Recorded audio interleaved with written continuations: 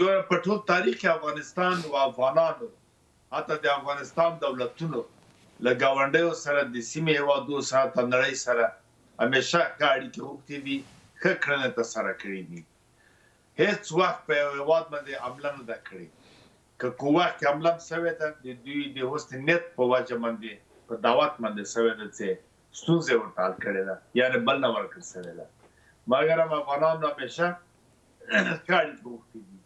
برعکس متاسفانه چې د موږ ګاونډیانو تاجکستان او ایران او خصوصا بلخص پاکستان همیشه د افغانستان په کورنۍ چارو کې مداخله کړې. دلته یې بې ثباتي او ضعیف حکومتونه غوښتي دي، همیشه یې دلته خپل لاسپوڅي تیار کړي را روان کړي وو.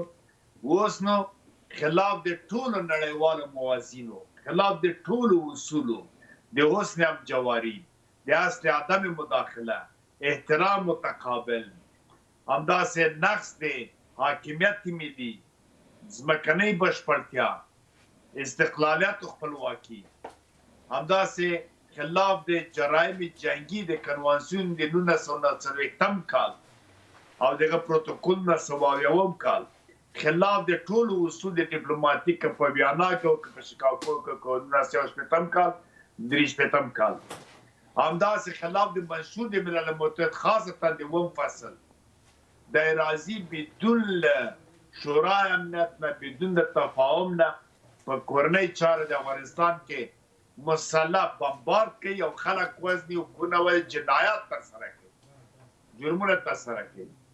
بغیر د دې نه چې کومه لاسوي جګړه بغیر د دې نه چې کومه نړیوال اصول ته پابندي یا کورنۍ حقوق باندې خصوصي دوه هیوادو ترمنځ کوم پروتوکول سوي دي راځي دا ښکارا نقص کوي.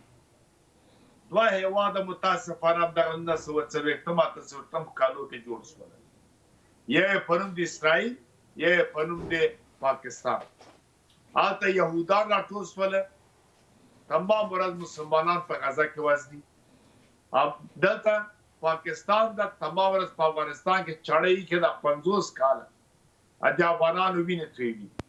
خپله بیا اقرار هم کوي، بې شرمانه وزیر خارجه وایي چې موږ نیابتي کرایه ورکړې وه خپل پوځ د امریکا لپاره چې روس سره په افغانستان کې وجنګي، او خپله په همدا خواجه آصف بې شرمانه وایي چې موږ 13 لسیزې 13 کاله تورستان د غرب لپاره ووځل، اوس د پکمانه یو. د هر توریزم نوم د القاعده بشر ده، که په باړه کې ده، که تخت ماهي کې ده، که جلاله کې ده، که باڼو کې ده، که مروت کې ده، هر چې ته داعش، القاعده او د بلبل مشر